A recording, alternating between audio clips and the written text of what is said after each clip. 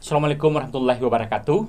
Sobat Obsesi, pada episode ini kita menghadirkan Dr. Nofrion SPD MPD dari Fakultas Ilmu Sosial Universitas Negeri Padang.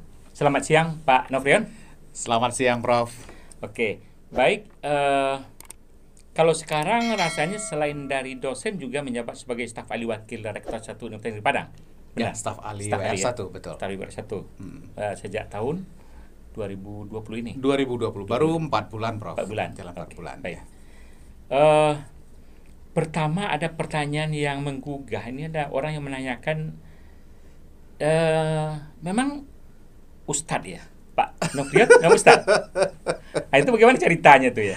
Oh iya. Nah, jadi ada yang nitip ya? ada yang menitip ini Pak. Ini Pak Nofrion ini dulu biasanya penuh memberikan ceramah itu kalau bulan puasa gitu. Itu gimana ceritanya?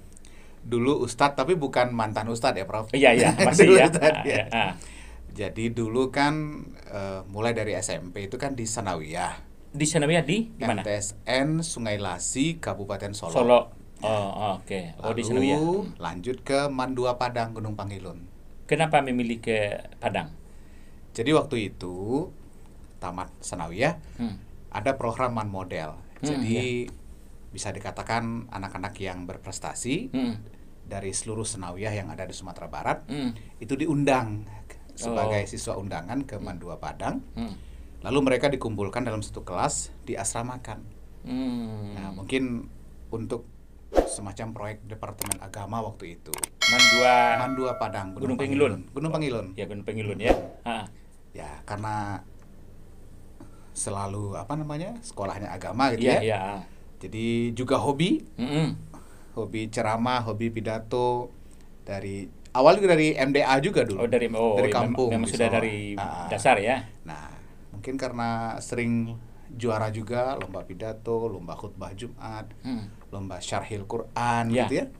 Nah, akhirnya ada permintaan untuk ngisi-ngisi ceramah di masjid. Sudah dimulai waktu dari MAN itu sudah dimulai.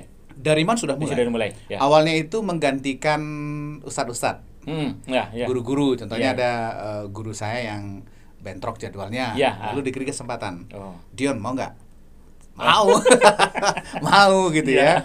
Iya, waktu itu kan namanya masih muda, jadi sesuatu yang ditawarkan itu ya pasti diambil, pasti diambil. Iya. Jadi berketerusan sampai kuliah masih terima. Sampai kuliah masih. Jadi memang dulu Ustadz Nofrion. Ustadz Nofrion. Tapi bukan mantan Ustadz. Bukan mantan Tapi Ustadz. Kalau terakhir ini masih bisa juga ngisi ya, masih ada juga kesempatan. Nah, ini belakangan karena kesibukan. Kalau bulan puasa memang tidak bisa lagi ngisi ke masjid, keluar dari masjid komplek karena warga juga memberi amanah sebagai ketua masjid sejak tahun sebenarnya 2013 dari mulai penjajakan mulai dibangun masjid efektif 2015 kita mulai sampai sekarang jadi ketua masjid. Jadi tidak mungkin meninggalkan jamaah gitu ya. Oke, baik itu ya. Jadi terjawab sudah ya. Karena dasarnya tadi dari memang dari betul, MAN ya dari kecil sudah sekolah agama. Oke, kemudian berikutnya Pak Nofrion dulu juga sering menjadi penyiar. Itu bagaimana ceritanya itu? Itu kapan? Kalau itu awalnya tahun 2001. 2001 sudah mahasiswa? Sudah mahasiswa. Saya kan kuliahnya 98. 2001 itu di RRI ada lomba penyiar yang diadakan oleh RRI dalam rangka Hari RRI, Hari Radio waktu itu. Kepada mahasiswa di umum. Siapapun boleh ikut. Siapa boleh ikut. Ya lomba penyiar. Kita diminta untuk membawakan acara, kemudian bertindak seperti penyiar gitu ya. Kemudian membaca berita dalam bahasa Indonesia dan bahasa Inggris. Lalu diumumkan dan waktu itu alhamdulillah juara 1 untuk kategori pria. Kategori pria 2001. Nah, beberapa bulan setelah itu pemenang 1 2 itu dipanggil oleh RRI. Dikontrak sebagai penyiar kontrak karena waktu itu RRI akan membuka studio Pro 2 untuk remaja. Oh iya Pro 2 remaja. ya. Itu kan Pro 1. Ya, Pro 1. Program 1 itu kan swalayan, semua ada di situ dari anak-anak sampai kakek nenek ada lagunya.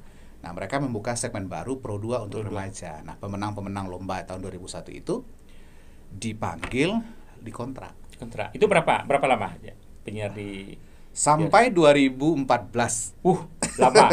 Lama ya. Lama. Jadi 2001 2002 efektif kontrak. Lalu di situ juga ada walaupun non PNS. Ya. Ada kenaikan inilah ya, honor gitu ya, naik.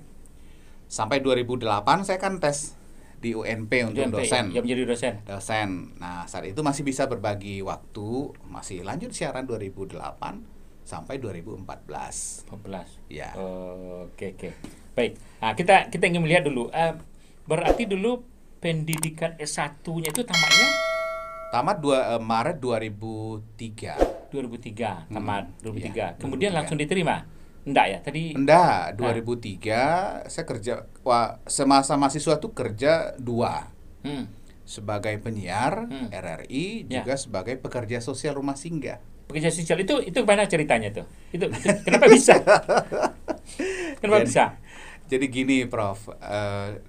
Tahun 99 lah, berarti tahun kedua kuliah. Kan saya di samping ngasih ceramah gitu ya, juga sering membawa acara, jadi pembawa acara. Di berbagai kegiatan, di berbagai event, termasuk paket nikah.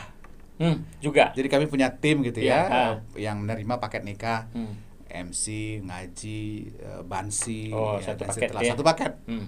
Nah, waktu ada acara dengan salah seorang tokoh atau pejabat negara waktu itu, saya dipanggil oleh salah seorang panitia waktu itu yang manggil saya sebagai pembawa acara. Ananda, kuliah? Iya. Mau kerja nggak? Tanya. Oh ya, iya dong, gue kerja. Nah, temui bapak ini di kantor ini. Nah, lalu saya temui lah. Dan waktu itu ditawarkan kerja sebagai pekerja sosial di rumah singgah Sakinah di belakang makam pahlawan Nolong. Berarti pengurusnya sudah ada sebelumnya juga? Sudah ada. Jadi kami ada sekitar 14 orang di situ yang bekerja. Banyak juga ya? Banyak. Jadi karena itu kan dananya dari IDB, lalu APBN juga. Rumah singgah itu sampai 2004 kalau tidak salah, 2004. Tiap hari itu saya bertemu dengan anak jalanan yang kerjanya jambret, ya pedagang asongan, kadang juga sopir angkot, dan ya kerjaan-kerjaan yang mereka geluti khasnya anak jalanan. Berarti di RRI juga penyiar, di ini juga. Ya, habis siaran saya langsung ke pasar menemui anak-anak saya itu. Nah, kadang ditemui dalam keadaan berdarah-darah gitu ya. Bisa juga. Ada yang berkelahi, ada yang bocor kepala. Jadi itu udah ada yang pernah juga saya ketika melihat anak-anak saya di lapangan, saya kecopetan pernah juga. Tapi balik lagi barang saya. ketika mereka bagi-bagi dapat di mana, ini punya siapa, bapak itu kakak pembina saya. Kenapa dicopet? Balik lagi. Ada juga untuk Oke. Baik, berikutnya berarti setelah itu untuk diterima di UNP itu gimana cerita? Itu S2 atau S1? Waktu itu S1. Masih S1 ya? Jadi begini ceritanya. Ya, disitulah saya melihat bahwa Tuhan itu punya skenario terindah buat hambanya. Jadi tamat kuliah 2003 itu memang tidak terbersit untuk kembali ke kampus. Tadi sudah itu aja. Tidak menjadi asisten dosen, tidak ada. Walaupun saya lulusan terbaik waktu itu ya. Karena sudah bekerja di luar, jadi semasa kuliah kan sudah bekerja di luar. Juga, jadi nggak kebayang menjadi dosen. Kayaknya mau di broadcast aja lah gitu ya. Aktivitas di luar tadi sudah banyak. Jadi nggak kepikiran lagi di kampus. Lalu 2008 itu ternyata formasi S2 pendidikan geografi itu nggak ada yang daftar. Lalu diturunkan. Diturunkan. Ini penerimaan resmi nih ya? Ya, resmi. Diturunkan dan boleh S1. Nah, pada itulah pembimbing dan beberapa dosen menghubungi Dion ya. Ada peluang Dion, masuklah. Nah, siapa tahu ada garis nasib jadi dosen. Nah, disitulah masukin. Alhamdulillah pertama kali daftar, alhamdulillah lolos. 2008 itu kan 2 kali pengangkatan. Awal 2008 dan akhir 2008. Saya akhir 2008. Di akhir 2008 ya. Iya. Pengangkatan formasi 2008. PMT-nya 1 Desember. Ya, 1 Desember ya. Oh ya. Oke. Ada yang 1 Desember ya. Iya. Kemudian setelah itu melanjutkan S2 kapan? 2012. Oh, 2012. Ya. Jadi yang waktu diterima itu memang sudah harus bikin kontrak segera kuliah. 2012. Jadi karena kondisi keluarga dan beberapa hal lain, akhirnya kuliahnya di UNP juga. 2012 tamat 2014. Nggak terpikir keluar ya? Keluar bukan. Kuliah 2010 tamat 2012. Tapi tidak terpikir untuk melanjutkan S2 keluar UNP. Waktu itu terpikir. Cuman ada beberapa pertimbangan. Akhirnya di UNP aja. Okay. 2012 tamatnya. Tamat ya. 2010 mulai 2010 ya. 2 tahun ya. 2 tahun. Alhamdulillah selesai. Oke. Kemudian dulu waktu mahasiswa berprestasi. Iya. Cum laude ya? Iya, cum laude. 3,89. Waktu itu cum laude. Lalu juara 1 mahasiswa berprestasi UNP, juara 1 LKTI PS. Waktu kuliah kayaknya banyak kali ya. Jadi gini, orang tua kan secara ekonomi kan terbatas gitu ya, sederhana lah. Bapak kerja di kampung kan bertani, pertanian. Iya. Dan kita tidak sendiri, adik masih banyak, saya nomor 2 dari 6 bersaudara gitu ya. Jadi memang bisa dikatakan dari SMP itu sudah bisa dapat uang sendiri dari lomba-lomba. Oh, dari lomba tadi ya? Iya. Saya masih ingat sepeda pertama yang saya dapatkan itu hasil lomba sholat jenazah di Sanawiyah. Di kampung? Di Sungai Lasi. Waktu itu yang ngadain lombanya Bank Nagari Solo. Jadi dapat sepeda yang paling bagus pada waktu itu tahun 92 ya. Keren sekali sepeda itu. Nah, itu pertama. Jadi memang dapat duit dari lomba. Ya, lomba pemenang ini ya. Bisa dikatakan tiap bulan itu ada saja lomba yang saya ikuti. Kalau di kampus mungkin tiap minggu. Ikut terus. Ikut terus dan 80% menang. Saya sengaja itu ke kampus UBH, ke kampus UNAN itu bukan hanya sekedar baca-baca atau cari kenalan, tapi cari informasi lomba. Apa saja lombanya. Lomba puisi, lomba pidato, lomba esai, lomba penyiar, lomba acara, pembaca berita, apa saja dilahap semua. Lahap. Karena begini, motivasi pertama kan memang karena hobi ya. Kita hobi ngomong. Motivasi kedua ya duit tadi, jadi bisa nambah-nambah income. Ya. Betul. Punya tabungan sendiri, alhamdulillah gitu ya, bisa bantu-bantu adik sedikitnya.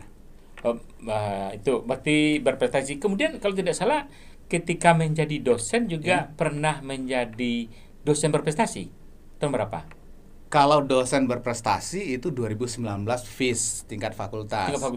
Cuman 2006 itu koordinator program studi juara 1 2016. Berprestasi 2016. Tingkat Universitas Negeri Padang. Oh, dulu berarti Pak Dian juga sebagai pernah koordinator program studi. Ya, terbaik satu. Tahun berapa? 2016. Itu pemenangnya Anda menjadi koordinator program studi berapa? Dari 2014 sampai 2019. 2019. Ya, 2 periode. 1,5. Satu kali itu PAW. Oh, PAW. Ya, 2014, 2016 PAW ada karena yang lama kurang sehat. Saya PAW lalu 2016, 2019. 2016 menang koordinator program studi. Ya, terbaik 1 di UNP. Karena 2019 menjadi dosen berprestasi lagi di Fakultas Ilmu Sosial. Oke. Baik, memang ini langganan pemenang itu ya. Alhamdulillah. Oke. Kemudian berikutnya kalau kita lihat pernah ke luar negeri juga. Nah, itu kapan? Alhamdulillah. Jadi tahun 2013 yang pertama. Itu waktu Prof. Yanuar Kiram ya. Ada program IDB waktu itu sama Pak Afrifa kalau nggak salah leadernya. Jadi dosen-dosen itu diberi kesempatan untuk mendalami e-learning. E-learning. Jadi waktu itu 2013 tuh kita sudah masalah e-learning di UNP itu sudah mulai digagas. Ya. Malah awal itu 2012. 2013 dikirim dosen kami 19 orang kalau tidak salah. Ke mana? ke Nanyang. Oh, ke Singapura ya? Ya, Nanyang Polytechnic International, NYPI Singapura. Iya. Lalu kita juga diberikan kesempatan buat studi komparatif ke NIE, National Institute of Education Singapura juga. Di tahun yang sama. Waktu itu satu rombongan sama Pak Dekan MIPA sekarang, Pak Dr. Zulkifli, Pak WD1 EBS, Pak Hafid Ardi, dan teman-teman Pak Doni. Ya banyak, 19 orang Bu Mutia sekarang. 2013. Lalu 2014 itu dapat kesempatan lagi, ada tes untuk ke Jepang untuk mendalami lesson study. Lesson study ya. Nah, waktu itu di kampus kita kan ada dosen yang sebagai tim lesson study pusat, Pak Zul Amri. Pak Zul Amri, ya. Pak Kepala Pusbangbel kita ya. Ya. Nah, waktu itu lolos juga seleksi, pergi ke Jepang untuk belajar lesson study. Waktu itu kita, berapa lama? Lamanya berapa? Sebulan lebih. Sebulan lebih ya. Jadi kita belajar, kita ke sekolah dulu, mulai dari TK, SD, SMP, SMA sampai ke perguruan tinggi. Jadi kita sempat kuliah di Tokyo University, melihat bagaimana lesson study menjadi kajian di sana, di Saitama University dan juga di Gakushūin University, 3 perguruan tinggi. Karena kiblatnya lesson study ini memang di Jepang ya? Jepang. Jadi kita memang langsung belajar dari Manabu Sato, dari suhunya lesson study. Ya, pengagasnya lesson study. Yang sepintas memang mirip Einstein ya. Kemudian berikutnya, Pak Nofrion katanya juga pernah dulu ikut lomba MTQ, itu di bidang apa itu? Oh iya. Itu kapan? Waktu mahasiswa atau? Itu dari dosen? Dari Senawiyah. Dari Senawiyah itu mulai dari MTQ kecamatan, MTQ kabupaten, sampai provinsi, sampai nasional. Itu cabangnya apa tuh? Beda-beda. Kalau di Senawiyah waktu itu MTQ Sumatera Barat di Agam. Waktu itu Gor Siti Manggopo itu sebagai pusatnya. Oh ya, waktu di Agam sebagai Agam. Ya. Tahun 92. Itu ikut cabang puitisasi dakwah. Berarti itu 92 waktu masih di mana? Senawiyah ya. Senawiyah. Lalu di MAN. Berarti utusan Solo. Utusan Kabupaten Solo. Lalu tahun 97 ikut MTQ nasional tingkat Sumatera Barat di Padang. 97 di Padang, cabang Syarhil juga. Waktu itu Harapan 1. Lalu 99 MTQ nasional tingkat Sumatera Barat di Gor Batu Tupang, pusatnya di Kabupaten Solo. Itu utusan tuan rumah Kabupaten Solo. Kabupaten Solo. Dan alhamdulillah juara 1. Itu bidang apa cabangnya? MSQ di 97, 99 dulu kan sekali 2 tahun ya, 97, 99. Iya. Itu cabangnya Musabaqah Syarhil Quran. Musabaqah. Bertiga. Jadi ada yang ngaji, pensyarah, yang tukang pidato, dan pembaca sari tilawah. Satu paket ya. Oke. Berikutnya nasional di Palu 2000. Jadi mewakili Sumatera Barat pada MTQ nasional di Palu. Sebagai tim Syarhil Quran Sumatera Barat juga. Itu. Sumatera Barat ya. Lalu setelah pulang dari situ, alhamdulillah juga dilibatkan oleh LPTQ sebagai dewan juri MTQ nasional tingkat Sumatera Barat. Bidang MSQ juga. Di bidang yang sama. Ya. Jadi tahun 2000 dua kali MTQ nasional, lalu pernah 1 kali MTQ itu bertepatan dengan keluar negeri, jadi kosong waktu itu ya. Oke, berarti memang ini sudah dibidangkan, memang dari dasar sudah kuat ya. Oke.